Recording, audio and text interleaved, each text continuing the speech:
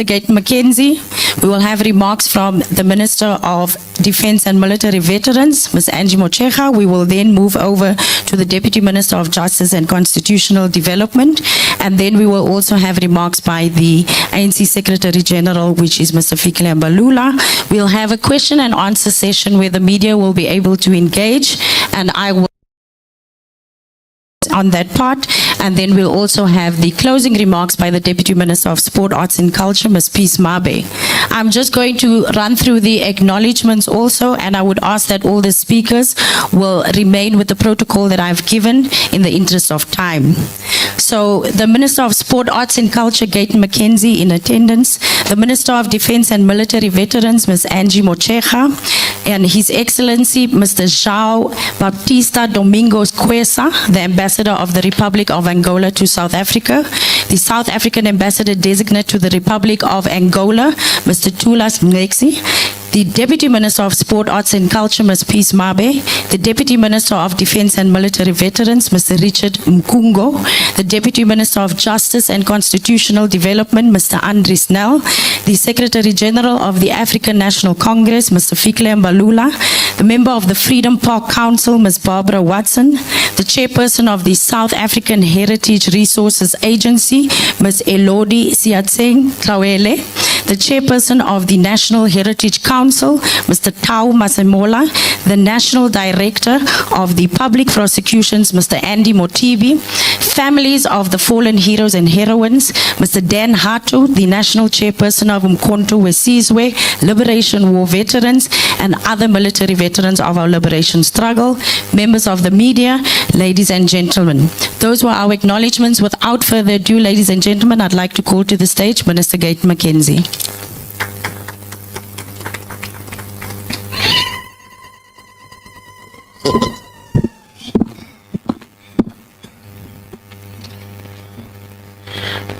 Good morning.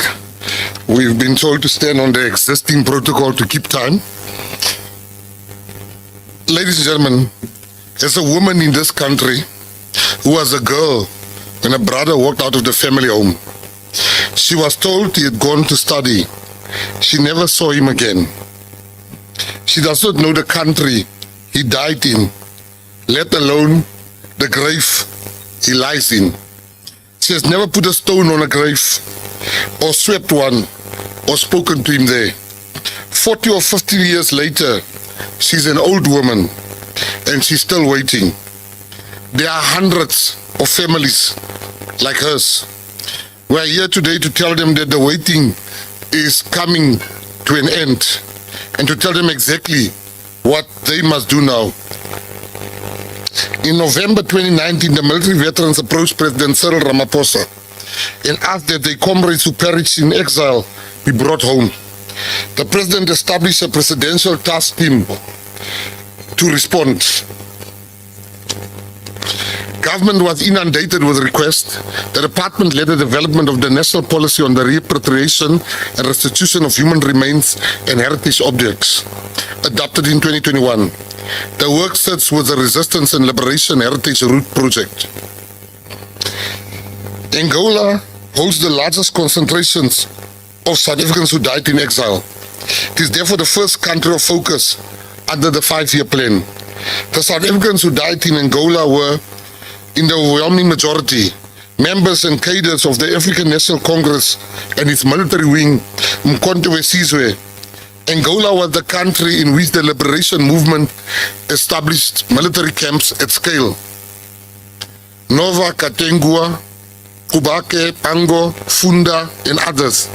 That is a matter of historical record, and is the reason the African National Congress sits at this table today. It holds the camp records, the deployment list, and the institutional memory without which we cannot find these graves. Ladies and gentlemen, I can go on and on and on, but I want to share a personal story with you.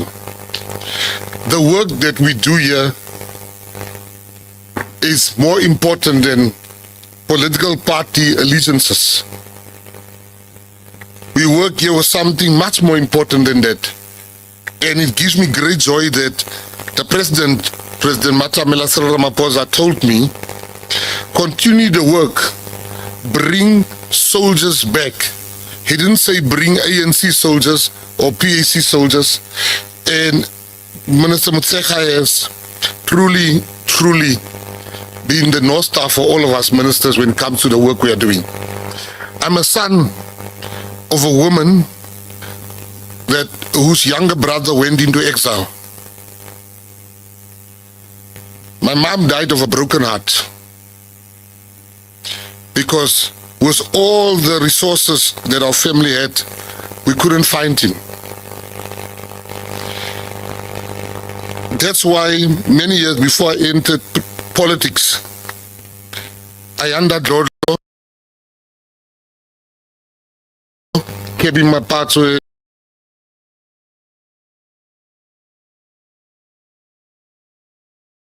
of MKMVA, and I donated millions through the company that I led for the very same work. I was the first person to give them millions of rands to say, go find, because I'm a witness to the importance of that work.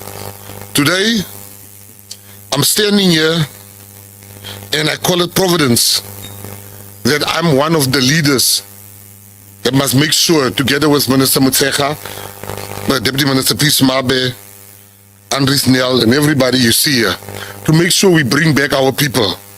This work does not require us to ask how much is it going to be to bring them back, because there's not enough money to bring back the loved ones. So I can assure you, we have brought 42 leaders back. I remember when the children of Duma Nokwe approached me when I was just sworn in as a minister, and they asked me, Minister, you think our father's remains will come back before we die? And I said, within 90 days it will be back. And they didn't know I know Sotho. They say, "Ukadile ka maka," what's the politician? The politician, Ukadile. And I heard them in Sotho. And I looked for them again. And I talked to them again in English. And as they were leaving here, but on a more serious note, I want to thank the leaders, Leader Peace Mabe and Leader Angie Motshekga, for making me aware of many things I was not aware of, for guiding me. And I want to assure South Africa, if you have a brother, or sister, or an uncle, we take this very serious. We take it very, very serious. We are going to make sure that all 5,000 returns, we hope to do it in the government of national unity still. And you mustn't think the work has stopped. Now there is a government of national unity. The work is even going faster now because of the government of national unity. Thank you very much. Thank you. Thank you very much to Minister Gayton McKenzie. Next on the lineup, we're going to call the Minister of Defence and Military Veterans, Ms. Angie Motshekga. Thank you.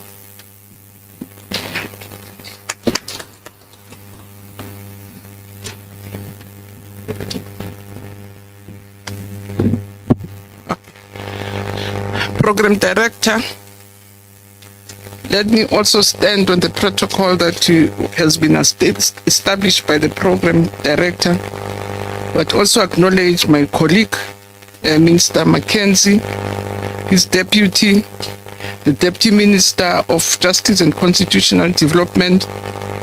I know the other Deputy Minister in party colors, I have to acknowledge him, but I know he's standing in for the ANC. Let me also acknowledge the representatives of SAHRA, Advocate Mutibi, members of the media, leadership of your MKLVA, Tate Hato.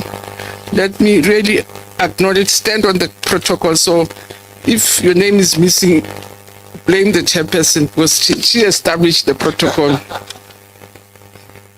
So Program Director, indeed it is an honor to join my colleagues today as we give an update on government's ongoing efforts to locate, identify, and repatriate the remains of South Africans who died in exile during our liberation struggle. As the Minister said, this is more than an administrative exercise. It is a national duty. It is about restoring the dignity of those who sacrificed everything for the freedom we enjoy today. But it's also about ensuring that those who left South Africa to advance the struggle against apartheid are finally returned to the soil of the country for which they gave their lives. Most important, it is about families who have spent decades living with uncertainty, grief, and unanswered questions. Many South Africans left their homes during the liberation struggle, and some never returned. They served in different capacities across borders under difficult circumstances and operated from various countries across the African continent, including Angola. I must also acknowledge our ambassador from Angola and thank him very much for his presence, and acknowledge our ambassador designate. I've not seen him, but I also want to acknowledge him. Some lost their lives in military operations. Others succumbed to illnesses, and some died under circumstances that remain unknown. The pain for many families has been compounded by not knowing where their loved ones were buried, how they died, and whether their remains would ever be brought home. Today, government is reaffirming its commitment to ensuring that these heroes and heroines are not forgotten. Their sacrifices form part of the foundation of our democracy, and preserving that legacy remains a collective responsibility. The Department of Military Veterans is proud to be part of this interdepartmental team working under repatriation and restitution of human remains and heritage objects plan. In partnership with the Department of Sports, Arts and Culture, SAHRA, the Department of Justice and Constitutional Development, and other stakeholders, we continue to support efforts aimed at locating and recovering the remains of South Africans who died in Angola. This work indeed is guided by a memorandum of understanding between the governments of South Africa and Angola, which started in December 2024 under the Roads to Independence African Liberation Heritage Program. And their cooperation between our two countries demonstrates the shared commitment to preserving liberation history and ensuring that those who contributed to the liberation of South Africa receive the honor they deserve. While there's a strong commitment from all partners, it is important for the public to understand the realities of this work. The recovery of identified remains after several decades from the reports Minister have been receiving are extremely complex and very challenging. The team operating in Angola continue to face significant challenges, including mine-affected areas, unmarked burial locations, limited historical records, changes to landscape over many years, and the deterioration of remains caused by environmental conditions. So those are some of the challenges they reported to have been faced with. For these reasons, every recovery mission requires careful planning, scientific expertise, and close cooperation with Angolan authorities and local communities. And I'm told, Ambassador, that I've enjoyed lots of great support from the Angolan government, which really went, from the reports I got from the DG, that they really went out of their way to make sure that the mission succeeds, and for that we're very grateful and thankful. In some instances, despite extensive investigation and exhaustive researches, physical remains may not be recovered, which is quite sad for other families. This reality is painful, but it does not diminish the value of the sacrifices made by those who died in exile. One of the most important messages we wish to convey today is a need for families to come forward. The success of repatriation program depends significantly on the information provided by relatives, communities, but also ANC members who also served in Angola and will know more information. And again, the ministers were discussing with the Chief of Defense. He was also really sharing some information about areas that they think that we should also look when we investigate the areas because of the way they had to operate in the context of a war and how they really handled the remains. So which means the work will still continue. Government cannot complete this process without participation of families. Their knowledge, documentation, testimonies, and consent are essential components of the identification process. We therefore urge families whose relatives died, disappeared, were believed to have been buried in Angola during the liberation struggle to register with SAHRA and participate in this important national effort. So every piece of information matters.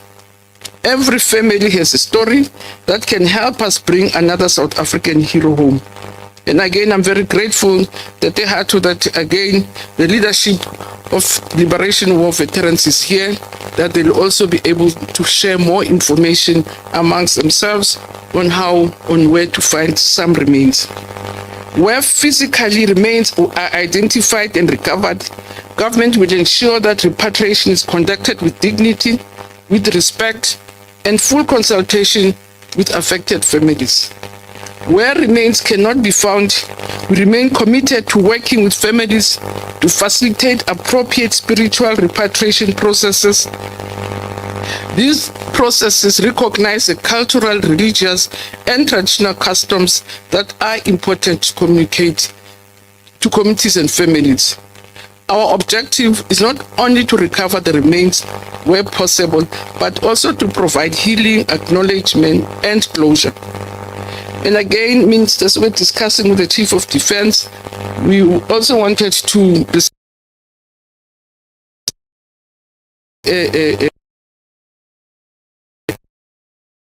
with the names of people that we know would have perished there. We were saddened with him. We went to France this year to celebrate, not to say, to commemorate or visit the graves of the native corps. So Africans and whites were buried in different sites, so which means even in war and death, they were treated differently. So we went to the native corps site and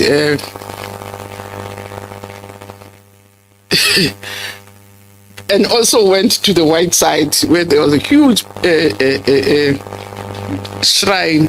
And our view was that we have to create shrines for people working with the different governments in different areas. And I'm told there's a long-standing agreement with Angola where the shrine will be. And I think we need to pursue it as part of and remains. Then we can just get the names and we'll do, as we are saying, spiritual repatriation and make sure that so Chisimpe and take them where we will be doing the shrine. So as we undertake this work, we're also preserving an important chapter of South African liberation history. Future generations must know the stories of those who sacrificed their youth, their families, their futures, and ultimately their lives in pursuit of freedom. The repatriation program therefore serves both a humanitarian and heritage purpose. It honors those who came before us while strengthening our national memory and identity. Chair, in conclusion, as government, we remain steadfast and committed to ensuring that no liberation hero is forgotten.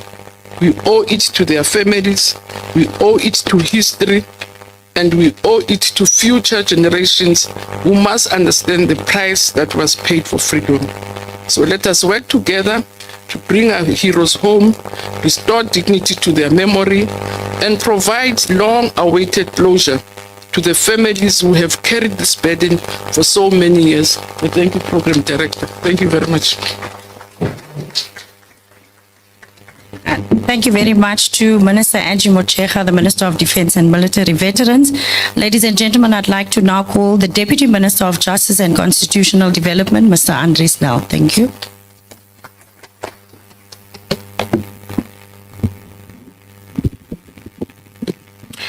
Very, very good morning to all. Program Director, I will be very obedient and stand very firmly on the protocol that you've established. Today's briefing provides an update on the Angola phase of the South African Exile Repatriation Project. We do so in the year that we commemorate the 50th anniversary of the 1976 student uprising, that many of those whose remains we seek to repatriate participated in before continuing their struggle in exile in Angola. We also commemorate the 70th anniversary of the 1956 Women's March, and significantly, this briefing coincides with the 65th anniversary of the beginning, or the year in which we celebrate the 65th anniversary of the beginning of Angola's armed struggle for national liberation on the 4th of February 1961. And to underscore our ties, our deep historic ties, also the year in which we celebrate 65 years since the formation of the People's Army in Kontawesizwe on 16 December 1961. We also do so as we celebrate the 30th anniversary of the adoption of our Constitution under the theme One Nation, One Constitution, Reflect, Renew, Recommit. Preamble that we suffered for justice and freedom in our land, and that we heal the divisions of the past and establish a society based on democratic values, social justice, and fundamental human rights. The opening paragraph of the Truth and Reconciliation Commission's report, Archbishop Desmond Tutu wrote that, quote, "Our country is soaked in the blood of her children of all races and of all political persuasions." The final TRC report was presented to President Mandela in 1998. The work of implementing its recommendations continues. The Exile Repatriation Project gives effect to the recommendations of the Truth and Reconciliation Commission. The Commission recommended that government continue tracing people who disappeared in political circumstances between 1960 and 1994. This included people who died within South Africa and also those who died or disappeared while in exile. The Missing Persons Task Team was subsequently established within the National Prosecuting Authority to undertake the investigative, archaeological, and forensic work required to give effect to this recommendation. The Truth and Reconciliation Commission unit within the Department of Justice and Constitutional Development supports the implementation of these recommendations by coordinating family liaison, mobilization, support, official handover processes, and reburials.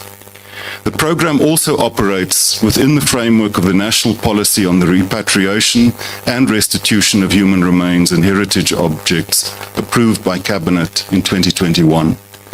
An interdepartmental implementation plan subsequently adopted a country-to-country model for larger repatriation projects.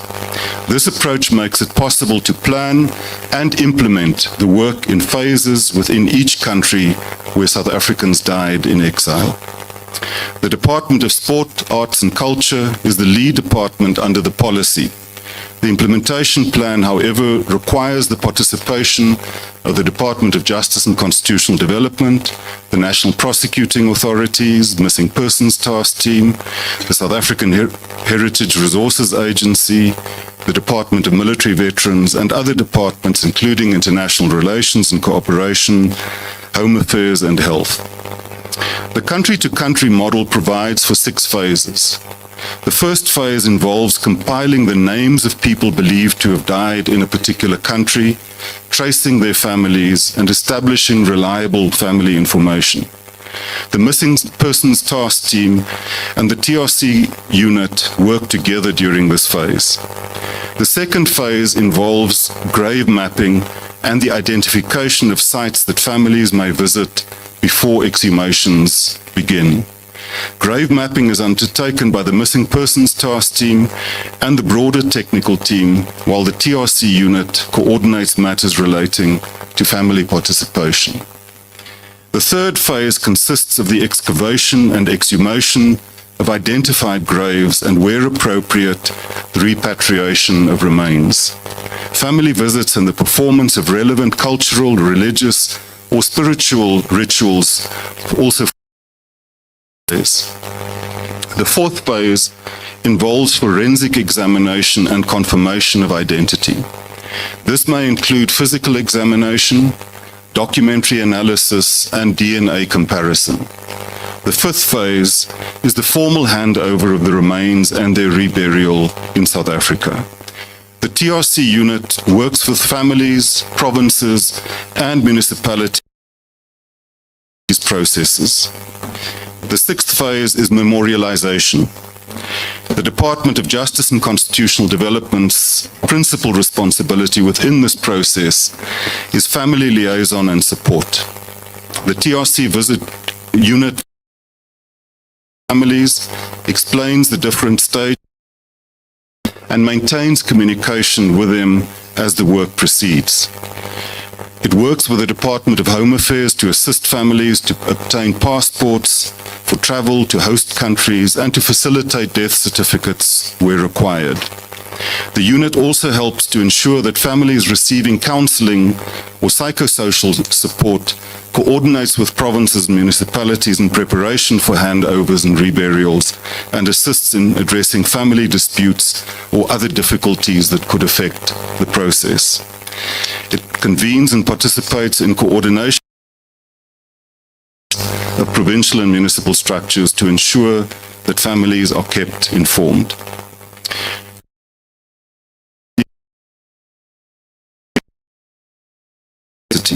Its responsibilities include of deceased exiles, collecting DNA samples from relevant family members, tracing burial sites, conducting grave mapping, undertaking examining recovered remains, and confirming identity through physical or DNA-based methods.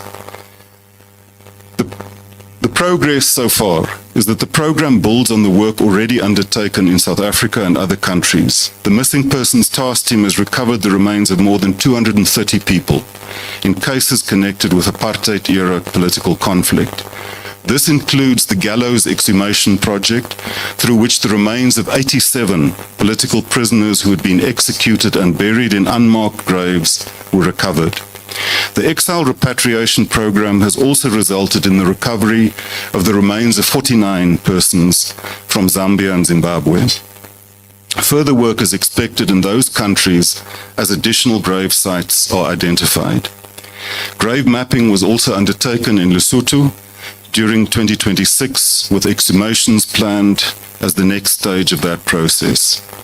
The TRC unit has coordinated the handover and the reburial of the remains of 212 persons and has facilitated 11 spiritual repatriations and symbolic burials where physical recovery was not possible. The Angola phase therefore forms part of an established project and draws on experience gained through earlier investigations, exhumations, forensic examinations, family engagements, and reburials. The current phase focuses on South Africans who died in Angola between 1976 and 1992.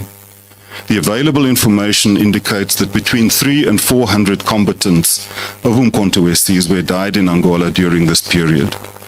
The deaths occurred across 4 principal areas: Luanda and its surroundings, the Eastern Front, including Malanje, Kakuluma, Kela, Kakuso, Lombe, Kalamundi, and on the Northern Front, Kibashe, Pango, Camp 32 and battle sites. And in the southern area around Novokatenge and Benguela, the burial conditions in Angola are more varied and complex than those encountered in some of the earlier country projects. Burial sites include municipal and village cemeteries, former ANC training camps, battle sites and informal field graves. The recovery process faces several practical difficulties. Firstly, some municipal graves are recycled at 5-year intervals. Burial records are limited or unavailable in certain areas. Former training camps have become overgrown and burial areas are no longer visible without extensive bush clearing. Some camps and burial areas were mined and require demining before grave mapping or excavation can take place.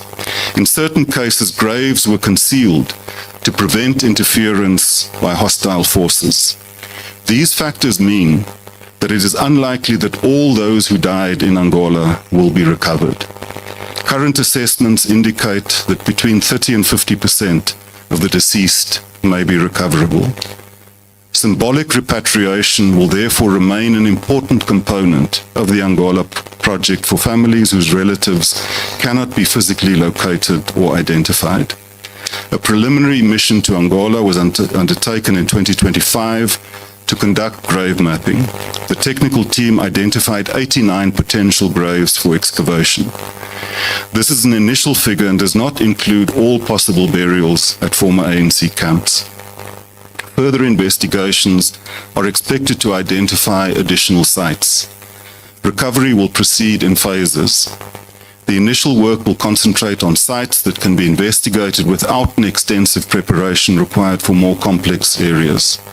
The former camps in parts of eastern and the northern fronts are expected to be addressed in 2027 because bush clearance and demining must first be completed. The preparatory work is also being conducted in South Africa. The TRC unit and the Missing Persons Task Team are tracing affected families, collecting DNA samples from appropriate relatives. The DNA reference samples will be essential because identification in many Angola cases will depend heavily on comparison with biological relatives. The TRC unit is engaging families, explaining the process, assisting with travel documentation, and coordinating with provinces, municipalities, and other institutions. Family representatives will travel in groups to Angola to undertake pre-exhumation visits and rituals. The Viana transit camp has been identified as an important location for these visits because MK members passed through it during their time in Angola. Families will also be able to conduct relevant spiritual, cultural, or religious rituals there. At the pre-exhumation stage, families will not be taken to particular graves because the identities of those buried at individual sites will not yet have been scientifically confirmed. Subject to approvals granted by Angolan authorities, the technical team is scheduled to undertake excavations and exhumations during September or October 2026. The planned sites include 3 cemeteries in Luanda, Malanje town, Kela village, and a field site at Kakuso on the eastern front, and Kashito camp and 8 graves at the entrance to Pango on the northern front. The work will be conducted with circumspection and sensitivity. There will be clear indications that the remains are South African, that they may be exhumed and transferred to a storage area made available by the Angolan authorities for further forensic examination. DNA analysis will be used to confirm identity unless reliable information can be established through other evidence. Where there's insufficient certainty about the nationality of remains, DNA samples may be taken without removing the remains at that stage. Particular care must be exercised in municipal cemeteries to ensure that Angolan remains are not mistakenly exhumed or repatriated. The repatriation will take place only after South African status and whatever possible individual identity have been confirmed. The remains will then be returned to South Africa for formal handover and reburial in consultation with the affected families, provinces and municipalities. We will provide updates as the excavation, identification and repatriation processes proceed. Government remains committed to implementing the recommendations of the TRC and to continuing this work in cooperation with the government of Angola and the families of those who died in exile. Vossa Excelência, João Baptista Domingos Quiosa, we recognize and acknowledge the solidarity, assistance and support of the Republic of Angola. Comprometemo-nos a continuar este caminho como o mesmo espírito de respeito mútuo e solidariedade que caracterizou as nossas relações durante a luta de libertação e na construção das nossas democracias. In this regard, we recall the words of the national anthem of Angola. Levantamos nossas vozes libertadas para a glória dos povos africanos. Marchamos combatentes angolanos solidários com povos oprimidos. Orgulhosos lutaremos pela paz com as forças progressistas do mundo. And in the words of Agostinho Neto, first president of liberated Republic of Angola, in his poem Havemos de Voltar. Havemos de voltar às casas, nossas lavras, às praias, aos nossos campos. Havemos de voltar às nossas terras vermelhas do café, brancas do algodão, verdes como milharais. Havemos de voltar. Nossas minas de diamantes, ouro, cobre e petróleo. Havemos de voltar aos nossos rios, nossos lagos, às montanhas, às florestas. Havemos de voltar. A frescura da mulemba, as nossas tradições, aos ritmos e às fogueiras. Havemos de voltar. A marimba e ao quisangue, ao nosso carnaval. Havemos de voltar. A bela pátria angolana, nossa terra, nossa mãe. Havemos de voltar. Havemos de voltar a Angola libertada, Angola independente. And I conclude with the words of Roberto Francisco de Almeida, former president of the National Assembly of Angola, who wrote under the name Joffre Rocha. Quando eu voltar da terra do exílio e do silêncio, não me tragam flores. Tragam-me apenas isso sim, o último desejo dos heróis tombados ao amanhecer, com uma pedra sem asas na mão e um fio de cólera a esguiar-se nos olhos. A quick English translation. When I return from the land of exile and silence, no, do not bring me flowers. Bring me only just this, the last wish of heroes fallen at daybreak, with a wingless stone in hand and a thread of anger snaking from their eyes. Muito obrigado. Thank you very much.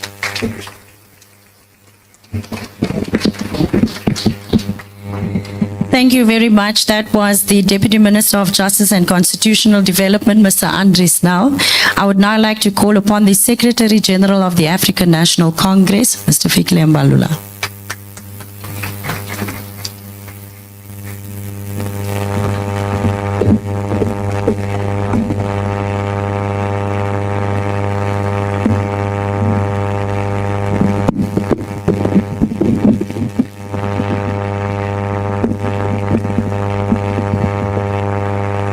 Thank you very much, Program Director, Minister of Sports, Arts and Culture, Mr. Gayton McKenzie, should I say Comrade McKenzie? Gayton McKenzie, our Minister, thank you very much on behalf of the African National Congress in the Government of National Unity for sustaining the momentum and making this program continue of the repatriation of our fallen heroes. Minister of Defense and Military Veterans, Comrade Angie Motshekga, Deputy Minister of Justice and Constitutional Development, Comrade Minister Nel, His Excellency Ambassador Joao Baptista Domingos Quiosa. I hope I pronounce properly. Thank you, Ambassador. Representing the Republic of Angola, leaders of our liberation movement, representatives of the families of our fallen combatants, members of Umkhonto weSizwe, led here by the chair of MK Military War Veterans, led by Comrade Den Hato, and all the comrades present here. The significance of Comrade Den Hato is that he's one of the camp commanders in Angola, in Vietnam. He was a chief there. So, Andres, when you talk about Vietnam, in Angola, sorry? Vienna. Sorry. Zinitsi yafana mozi Vienna ne Vietnam. So because when you talk about Vietnam, you talk about the progressive. Okay. And we are very grateful to you. You are still here and you can still live to tell the stories of Angola. And I thought you were going to speak here today. But the comrade said protocol does not allow. If the SG is here, he represents the ANC. But I was insisting, Comrade Minister Gayton, let me not say Comrade, Minister Gayton McKenzie, because I don't want you to be chased after this about that. And then I was insisting, but the government is government. But thank you very much, Minister Motshekga and Minister McKenzie and Deputy Minister Nel for really allowing this to happen. Representatives of the families of our fallen combatants, members of the media. We gathered this morning at Freedom Park, a place built to hold the names of those our nation must never forget, to launch a program that has waited far too long.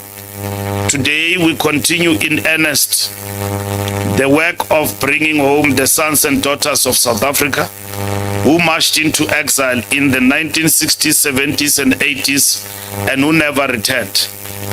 We are deeply honored to be part of this historic collaboration in the implementation of the road to independence, African liberation heritage in Angola. This project is integral to our program to repatriate the mortal remains of our combatants who died in exile and lay them to rest at home among their people and their ancestors. We've been in a painstaking process, working closely with families to bring home our fallen heroes. This is a pivotal moment in our country's history, a moment that demands of us to complete a journey that began many decades ago at the height of apartheid, when young South Africans left from their homes, crossed rivers and borders and traveled into the uncertainty of exile, committed to the cause of liberation. When the apartheid state banned the ANC in 1960 and closed off every lawful avenue of resistance, our movement took to the painful decision to take up arms. Thousands of young South Africans, many of them still teenagers, who had marched in Soweto, in Alexander, and in many other townships in June 1976, left everything they knew and crossed into exile to keep the flame of liberation alive. It was in Angola, following that country's own independence from Portuguese colonialism in 1975, that Umkhonto weSizwe found the ground on which to train and to organize. Novo educators came to call the University of the South, became the intellectual and military home till it was bombed by the Apartheid Air Force in 1979. Our combatants moved further into Angola and continued, undeterred, to prepare for the day South Africa will be free. Not all of them lived to see that day. For some fell in confrontations with apartheid proxy forces. Some were lost to disease, to the sheer brutality of exile, far from the mothers and fathers who had no way of knowing what had become of their children. For decades, too many families in KwaZulu-Natal, in the Eastern Cape, in Limpopo and beyond have lived without a grave to visit, and without an answer to the simplest of questions: what happened to our child? Today's program seeks to answer that question, wherever the truth can be found. The people of Angola did not merely host our combatants, they shared their independence with us before their own state had even finished securing it. President Agostinho Neto and the Popular Movement for the Liberation of Angola, MPLA, opened their new liberated soil to Umkhonto weSizwe at a moment when Angola itself was under attack from apartheid-backed forces. President Oliver Tambo reminded cadres that Angola's generosity carried a responsibility of its own in defending Angola alongside our hosts. MK combatants will also be defending their own liberation. Our combatants took up positions alongside the Angolan armed forces and Cuba's internationalist contingent, and in doing so paid part of price of Angola's own survival, Papla Mkhonto Alliance. That bond found its fullest expression at Pretoria Valley between 1987 and 1988, where Angolan, Cuban, and South African liberation forces stood together against the apartheid war machine in what became the largest conventional battle fought on African soil since the Second World War. The outcome of that campaign hastened the independence of Namibia and hastened too the collapse of apartheid. It is not an exaggeration to say that the road from Pretoria Valley led in straight line to the unbanning of our movement in 1990 and to the first democratic elections in 1994.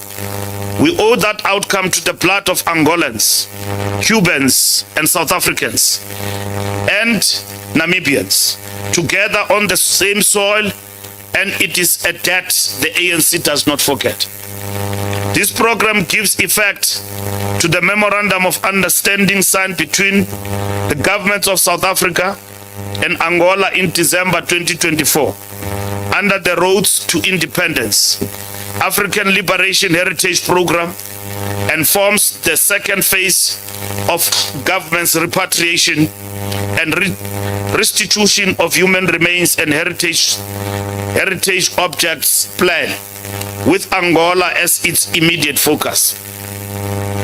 The ANC has walked this road with government from the outset as the movement that maintained an operational presence in Angola throughout the years of exile, and that hold much of the institutional memory this work depends on. We do not pretend that this work is simple. Our recovery teams must contend with minefields, with unmarked graves, and with a landscape reshaped by nearly 3 decades that have passed since the wars in Angola ended. We appeal today to every family who lost a relative in Angola during these years to come forward through the platforms government has put in place. Nothing in this process can proceed without you. As we said at the homecoming ceremony held here at Freedom Park in September 2024, the repatriation of the first group of 47 freedom fighters who were buried in Zambia and Zimbabwe will be followed by comrades buried in countries like Tanzania, Angola, Uganda, Lesotho, Mozambique, and many more.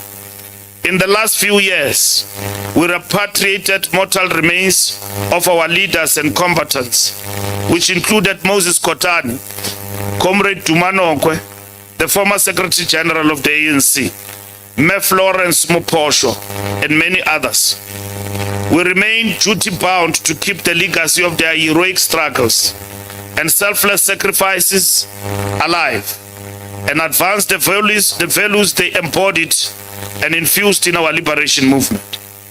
It is right on an occasion such as this to ask the hard question: did our combatants die in vain in foreign lands far from home? We answer without hesitation that they did not. Their blood nourished the tree that bore the fruits of our freedom. South Africa today is a constitutional democracy built on the Freedom Charter's promise that the country belongs to all who live in it, where apartheid law once determined where a person could live, work, learn, and love. Our Constitution and its Bill of Rights now guarantee equality before the law, where millions of our people had no home of their own.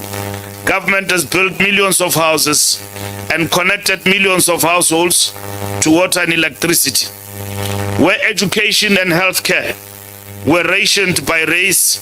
We have extended free basic education, no-fee schools, and expanding access to healthcare towards universal coverage, where poverty threatened to overwhelm the aged, the disabled, and the poorest children.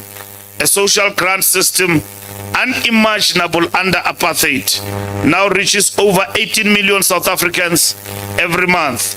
None of this is the end of the journey, and we do not pretend that unemployment, inequality, and poverty have been defeated.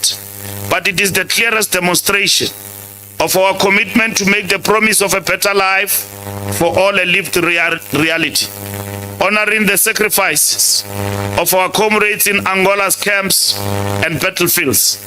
The ANC's mission has never been about a mere change of flag and a seat in parliament. Our movement remains committed to the national democratic revolution, the building of a non-racial, non-sexist, united, prosperous society in which political freedom is matched by economic freedom. That means accelerating land reform, deepening industrialization and localization, transforming ownership patterns in our economy, and ensuring that growth translates into jobs for young South Africans who were born free but still wait for the economy to open its doors for them. The names we hope to bring home from Angola belonged to men and women who believed such a society was possible.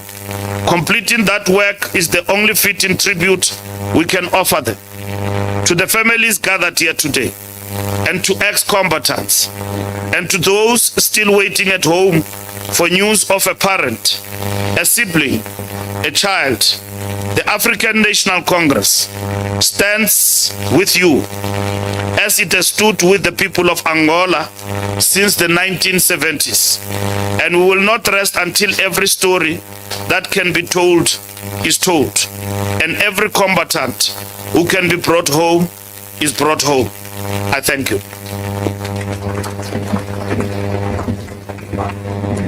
Thank you very much to the Secretary-General of the African National Congress. Ladies and gentlemen, we're going to move straight into the question and answer session from the media. My request would be that when you do ask your question, please state your name and the media house that you come from. There are roving mics on your left and on your right. If you will just please put up your hand, state your question. We can do 3 at a time, and then we do the responses, and we'll go into the next round of questions. May I please have the people who have a question, if you can just raise your hand so they can pass the mic. Gentleman at the back there with the South African.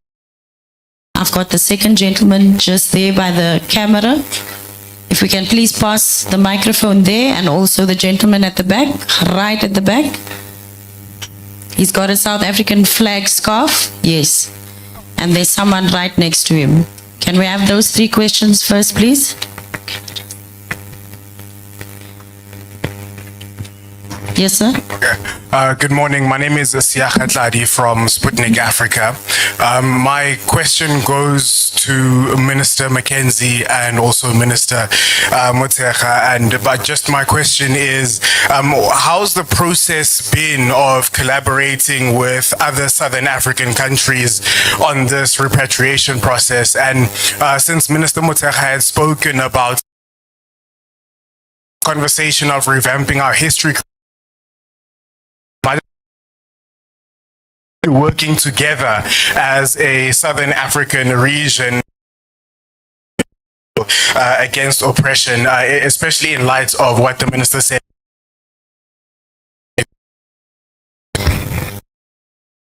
Minister Motshekga. Even upfront, we have another very important engagement in the department. I'm going to leave after answering this question so that people don't think I'm going to be negative during the process. On the question of, especially on the curriculum, members will recall that in the last administration, the sixth administration, we did lots of work and research around rewriting of the school curriculum. We had consultations, we had lots of representations, and I can assure you that great work is underway. But just putting it into the system is going to take, because you don't bring it overnight, so it has to start with phases. But that work is underway, and I can assure you it's great work. So it's not, because our history, it's the Stone Age, and then it comes to Van Riebeeck, and then comes to 1994, Mandela, and them, and skips very important phases of our history in between those phases. So it has already incorporated that. We've worked with archaeologists and historians and quite a number of people. So that's the first one. But in terms of working with, I think Minister McKenzie, because he's been leading the work, he will answer much more eloquently around collaboration. But I can assure, because Deputy Minister Mkongi was part of the first group, we had huge support, with great support from when we were dealing with Zambia and Zimbabwe. There was lots of support, and they even forced us to jack up our processes, because the DG kept on telling that, hey, Minister, these people are very serious about the work that we're doing at a military level. And whereas the site, really, we thought we repatriate them politically, but ready to get the systems going and to live up to a higher level. It was because of how those countries themselves had treated the repatriation as very serious and giving us military status. It was great. I recently received a report from the DG about Angola, and the DG described it says Angolans went out of the way beyond, gave support us, and we're very, and as I say, for the government of Angola to the locals. So it's been a very great opportunity from the reports that I've received. But Minister McKenzie will be more capable because he's been leading the process, and we've been getting reports from him. With that, Chair, can I be excused to go to? Thank you very much. Minister Angie Motshekga needs to leave. Can we please give her a round of applause? She does have another engagement. Thank you so much. Minister McKenzie. Yeah, now I just want to mention the issue of, this is not an individual department or individual person. All of us, what we are doing here is under the instruction of the president. And Angola, for instance, I can tell you, and I don't know where you're going there with your question, but I will answer, I will go there. There is a latest tendency to want to try to isolate South Africa by certain countries on the continent, which Angola is not part of those countries. Zimbabwe is not part of those countries. Zambia is not part of those countries. Because South Africa has never had any problem when it comes comes to the issue of repatriation. We learn from our brothers in Angola. In fact, when the ambassador that is present here today, my brother, Mr. Joa Baptista, when the president, when he was announced as the ambassador, I was an honorary guest.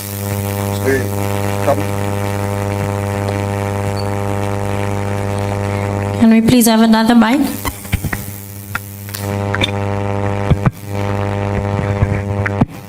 I was an honorary guest flowing from the work that we've done together with Angola.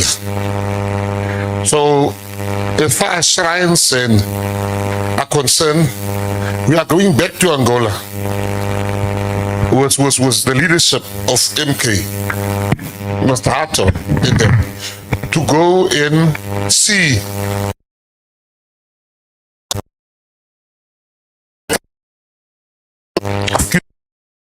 they were co-producing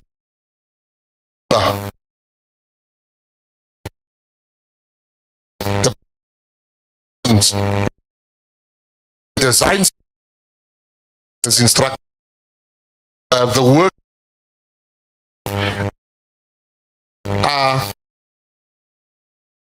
that we are trying to free these families to bring them home. Thank you very much.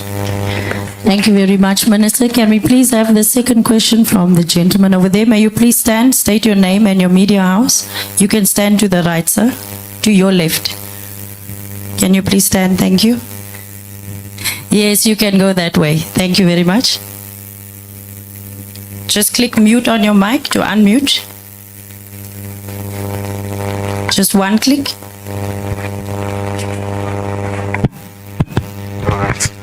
Hi, good day. It's Kailisha Kumalo here from SABC News. Just to hear from the ministers, as part of this project, and given the challenges that are facing South Africa and the region with regards to migration, do you think in any way it's providing a context about how, just inextricable in terms of the history, the independence and so forth, and also just fostering that social. Do you think this is one of the ways of making sure that people do understand the history of Southern Africa? And maybe just to get just a very quick one for the families. I mean, if you have a loved one who passed away in Angola, what's the process? Just a very quick way to clarify it. Thank you. Thank you very much. I think let's start with the issue of the loved ones, the families. Please contact any government department, anyone. Any government department, because we are one government.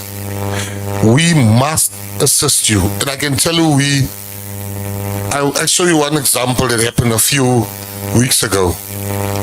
I got, a few months ago, I got a request that the Motsepe family approached government to bring a relative from Russia. And I said to the team, I'm not going to sign this. Because not only the Motsepe family that's got remains in Russia. We must bring everyone that's there. And I sent the team, I said, don't come with one name here. The work is big. They went back and they came with more names. To show you that the work we are doing, it's everybody gets treated equally, number one. So any family, even if you are not a Mbalula family that everybody knows, even if you are like an unknown family,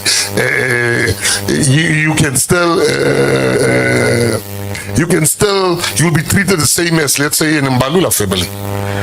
And then, as I said to you, we cannot be expected in South Africa we must never believe this thing of South Africa that we are xenophobic. Angola is our brothers. There's no country in the world that you can go without the necessary paperwork. Why should we be different as South Africans? I'm not going to lie here and say there are not 1 or 2 or 3, 4 people that goes around beating up foreigners. They are here. But we cannot be judged as a country by the worst amongst us.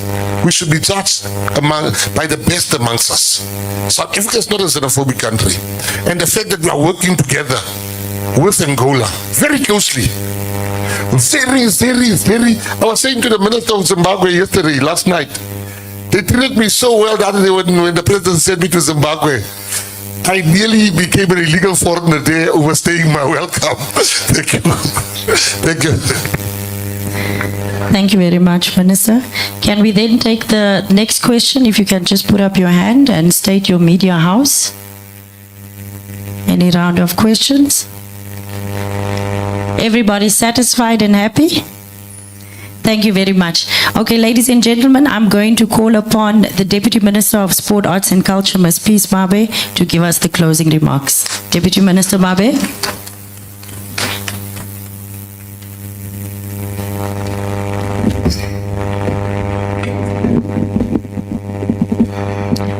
Thank you very much, Program Director. Let me also take this opportunity to acknowledge the Secretary-General of the ANC, the Minister of Sports, Arts and Culture, Deputy Ministers present here. I'll also write on the protocol that has been established for the sake. Very much. Your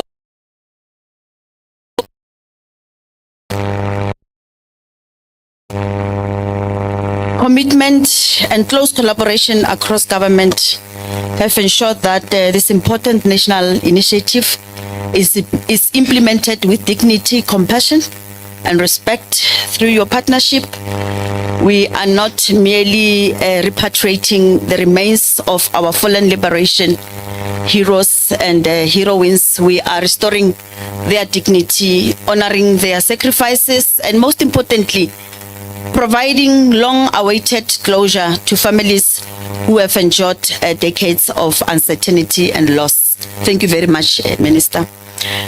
There is no doubt that this work would have been possible without the role of the African National Congress, led by the Secretary-General, Mr. Fikile Mbalula, as the only liberation movement that was hosted in Angola.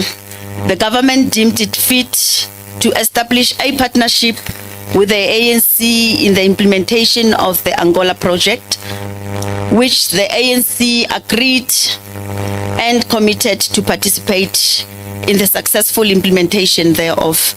As a collective in this journey, this collaboration is a testimony of the saying that do nothing about us without us. The implementation of this project would be meaningless without participation of affected families and communities who are key in initiating the process and working with all the role players. Therefore, we emphasize the significance of families' participation and involvement, and we call upon them to facilitate healing and closure for their losses through these processes. This work is undertaken largely behind the scenes through the collective efforts of a wide range of stakeholders. This includes the Departments of International Relations and Cooperation, Government Communications and Information System, Home Affairs, Health, Cooperative Governance and Traditional Affairs, as well as the heritage institutions of the Department of Sports, Arts and Culture, namely the South African Heritage Resources Agency, the Freedom Park, the National Heritage Council, and other relevant entities. The provincial and local spheres of government also play an indispensable role in the implementation of this work, as they engage directly with affected families and communities and facilitate the reburial of the deceased in their places of origin. We do this to ensure that the repatriation, restitution, and dignified burial processes are conducted with the respect, coordination, and cultural sensitivity they require. We urge the media to disseminate the information shared in this session so that it will reach each and every South African. Your active participation in the discussions has demonstrated the national interest around the project, and government relies on your support and efforts to reach all the corners of the country in all the official languages to spread the message, not excluding remote and rural areas, as most liberation heroes and heroines originated from these areas. With these few words, ladies and gentlemen, please allow me to extend a special word of thanks to the Director Generals of these departments, the National Director of Public Prosecutions, and the Chief Executive Officer of the entities, including Freedom Park, for continuing the hard work to realize the success in the implementation of this program. Finally, on behalf of the government of South Africa, led by the President Ndati Cyril Matamela Ramaphosa, we wish to thank the government and the people of Angola for their selfless sacrifice and solidarity, including the fight for freedom. May the history, knowledge, information, and connections made here today continue to inspire and motivate us as a nation to reflect on our historical past. Thank you once again, and we bid you all a pleasant day. Thank you, siyabonga. Hambani kahle, tot sis. Thank you very much to